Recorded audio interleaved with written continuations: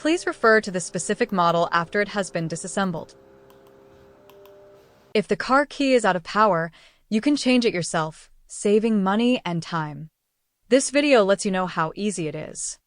Prepare a set of replacement sticks. Avoid damaging the car key during the process.